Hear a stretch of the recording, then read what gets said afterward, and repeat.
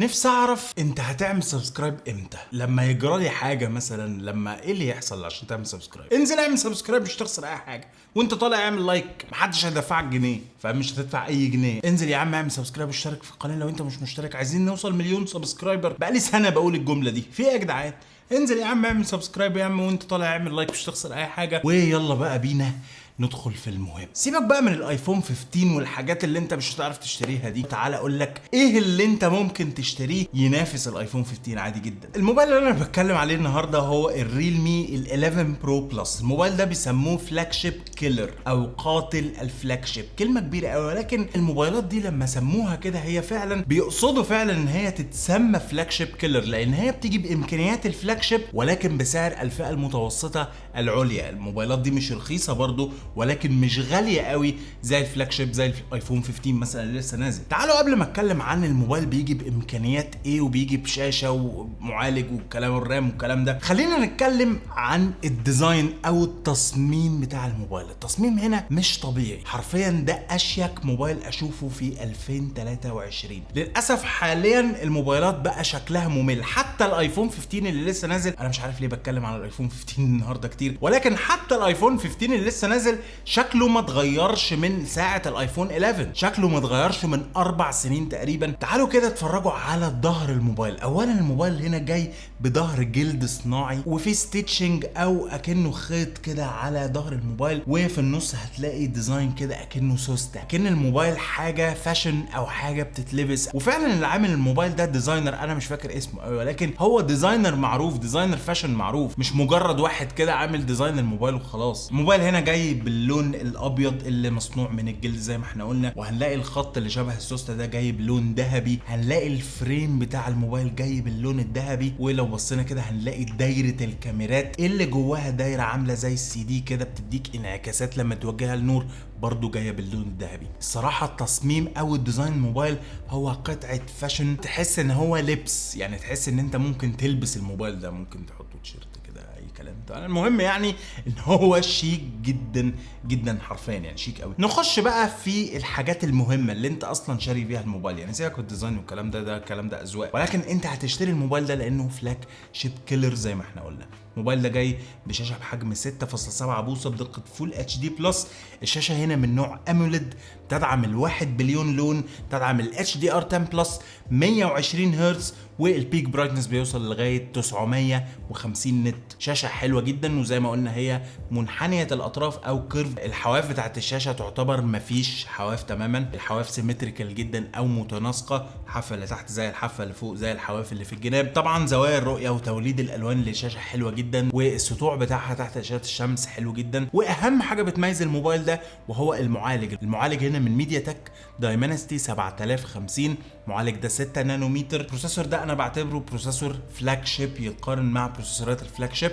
مش هقول لك ان هو يقارن مع السناب دراجون 8 جن 2 مثلا او حاجه، ولكن هو اداؤه اداء فلاج شيب، وخصوصا ان الموبايل ده جاي ب 12 جيجا رام و512 جيجا ذاكره داخليه مع ال 120 هرتز بتوع الشاشه. فانا مش محتاج اتكلم عن اداء الجهاز ده، الجهاز ده بيديك اداء فلاج شيب حرفيا. هتقدر ان انت تدخل على كل البرامج بدون اي مشاكل خالص، حتى لو برامج اديتنج فيديو اديتنج، برامج اديتنج صور، برامج تقيله، بدون اي مشاكل خالص. هتقدر ان انت تلعب الالعاب بتاعتك كلها على اعلى اعدادات للجرافيكس بدون اي مشكله. فاداء الجهاز ده اداء فلاج شيب، عشان كده في اول فيديو انا قلت الجهاز ده هو فلاج شيب كيلر او قاتل الفلاج شيب، اللي هو بيديك امكانيات الفلاج شيب ولكن بسعر الموبايلات الفئه المتوسطه العليا. وكمان اللي مساعد قوي الاداء الموبايل ده هو السوفت وير بتاع ريلمي، الريلمي يو اي، عامل اوبتمايزيشن حلو جدا او عامل توافق ما بينه وما بين الهاردوير بتاع الجهاز، فبيديك اداء حلو جدا جدا. الانيميشن مفيش انيميشن هتلاقيها بتقطع في الموبايل ده، مفيش دروب فريم هيحصل في الموبايل ده في النص وانت بتستخدمه. الصراحه موبايل اداؤه زي ما انا قلت اداء فلاج شيب حقيقي، مفيش اي مشكله. عاده برضو الموبايلات اللي في الفئه دي اللي هي الفلاج شيب كيلر وقاتل الفلاج شيب والكلام الكبير ده ما بيهتموش قوي بالكاميرات، يعني تلاقي الكاميرا معقوله فاهم، بس مش افضل كاميرا في العالم. دايما سايبين الكاميرات الكبيره او الكاميرات الجامده جدا للفلاج شيب بتاعت الشركه. ولكن الموبايل ده برضو جايب كاميرات تتنافس مع كاميرات الفلاج شيب حرفيا. فمثلا الكاميرا الرئيسيه هنا بتيجي بدقه 200 ميجا بكسل، وعندنا كاميرا الترا وايد بدقه 8 ميجا بكسل و2 ميجا بكسل الماكرو. يعني مش افضل كاميرا الترا وايد، ولكن اللي انا عايز اتكلم عليه هو الكاميرا الرئيسيه ال 200 ميجا بكسل. الكاميرا دي بتديني صور تحفه، صور فعلا تقدر ان انت تقارنها بفلاج شيب مثلا اقدر اقول من السنه اللي فاتت او السنه اللي قبلها. مش هقدر طبعا اقارنها بالاس 23 الترا او الايفون 15 اللي لسه نازل او الايفون 14 حتى، ولكنها بتتقارن مع كاميرات مثلا الاس 20 الاس 21 من سامسونج، كاميرات فلاج شيب حرفيا يعني عادي. من حيث الوان الصوره نفسها والتفاصيل اللي بتطلع في الصوره، التفاصيل اللي بتطلع في الصوره حلوه جدا، الصوره بتطلع شارب، والدايناميك رينج اللي بيطلعه الموبايل ده حلو جدا. فالكاميرا الخلفيه هتقدر ان انت تعتمد عليها في صور، حتى لو انت بتحب التصوير تقدر ان انت تعتمد عليها بشكل كامل، مفيش اي مشكله خالص. عندك OIS او تظبيط صوره بصري للفيديو، لو انت بتصور فيديو الموبايل ده بيصور فيديو بدقه 4K 30 فريم في الثانيه بدون اي مشاكل. عندك هنا خاصيه في الفيديو اسمها موفي، ودي بتصور ابعاد 21 ل 9 ابعاد السينما كده، وبيفتح لك امكانيه ان انت تعمل مانيوال سيتنجز او الاعدادات المانيوال في الفيديو، اكنه وضع، عارفين وضع البرو في الصور، هو اكنه وضع برو بس في الفيديو. فالموبايل ده ككاميرات رهيبه جدا. يمكن كاميرا الالترا وايد ما كانتش افضل حاجه، او لما تيجي تقارنها بالكاميرا ال 200 ميجا بكسل الرئيسيه ما بتكونش افضل حاجه، يعني عشان هي 8 ميجا بكسل والسنسور بتاعها مش افضل حاجه. ولكن هنا انا كلامي على الكاميرا الرئيسيه اللي انت هتصور بيها على طول. الكاميرا الاماميه هنا بتيجي بدقه 32 ميجا بكسل، وبرده بتديني صور حلوه جدا على غير عاده الفئه دي. الفئه دي دايما زي ما انا قلت ان هي مش بتهتم بالكاميرات، هنا ريلمي مهتميه بالكاميرات الخلفيه وكمان الكاميرا الاماميه. تعالوا نجرب واحنا قاعدين كده، نجرب ناخد صورة في إضاءة الاستوديو، واحدة بورتريه. زي ما انتم شايفين كده الصوره طالعه حلوه جدا، الدايناميك رينج بتاعها حلو، السكين تون او لون الجلد نفسه حلو جدا، والتفاصيل بتاعت الصوره من الكاميرا السيلفي حلوه جدا. فكاميرا سيلفي يعتمد عليها برضه. عندك بطاريه بسعه 5000 ملي امبير، مع ان الجهاز رفيع، الجهاز هنا تقريبا سمكه 8 ملي او حاجه زي كده. 5000 ملي امبير بتعيش معايا اليوم كله، ادتني 8 ساعات سكرين اون تايم او وقت عامل الشاشه، وده رقم حلو جدا. والاحلى بقى من ده الشحن السريع، الموبايل ده بيجي بشحن سريع بقدره 100 واط، مش عارف ليه مش 120 بس هي 100، فاهم رقم، هو 100 واط. الموبايل ده بيشحن من 0 ل 100 على العداد بتاعي عمل 28 دقيقة. الموبايل كان فاصل خالص لغاية 100%، واعتقد ان هو وصل 50% في 13 دقيقة 14 دقيقة حاجة زي كده. فالشحن اللي هنا شحن صاروخ، مش بس البطارية هي الحلوة، كمان الشحن سريع جدا، اقل من نص ساعة يبقى الموبايل 100% لو الموبايل فاصل خالص. دي الحاجات الرئيسية بتاعت الموبايل اللي انت بتشتريها عشانها، الشاشة والمعالج والرام والكاميرا والبطارية والشحن السريع، دي الحاجات الرئيسية اللي انت بتشتري عليها الموبايل. ولكن في زي ايه ما تقول ملح وفلفل كده